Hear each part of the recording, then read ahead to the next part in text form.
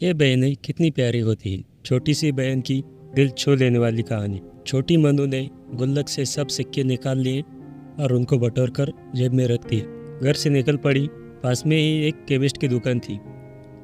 उसके जीने वो धीरे धीरे चढ़ गई।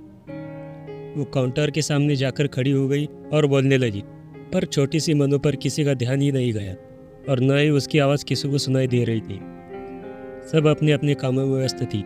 दुकान मालिक का कोई दोस्त बाहर देश से आया था। वो भी उससे बात करने में व्यस्त था।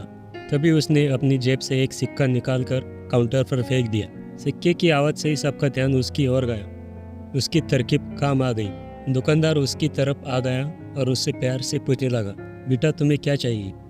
उसने अपनी जेब से सब सिक्के निकालकर अपनी छोटी सी हथेली पर रख लिए और बोली कि मुझे चमत्कार चाहिए। दुकानदार पहले तो समझ ही नहीं पाया, तो उसने फिर से पूछा। वो बच्ची फिर से बोली कि मुझे चमत्कार चाहिए।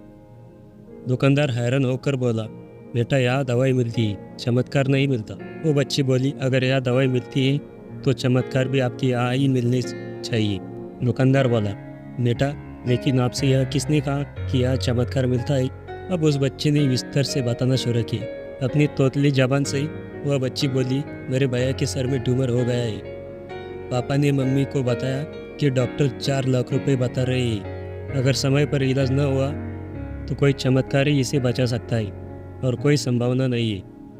वो रोते हुए माँ से कह रहे थे, अपने पास कुछ बेचने को भी नहीं है, न कोई ज़मीन जायदाद, न ही गहने। सब इलाज में पहले ही खर्च हो गए। दवा के पैसे बड़ी मुश्किल से जुटा पा रहा हूँ। वो मालिक का दोस्त उसके पास आकर बैठ गया और प्यार से पूछने लगा, अच्छा कितने पैसे लाई हो तुम चमत्कार खरीदने के लिए? उसने अपनी मुट्ठी से सब रुपए निकाल कर उसके हाथों में रख दिए। जब उसने वो रुपए गिने तो 21 रुपये 50 पैसे दी।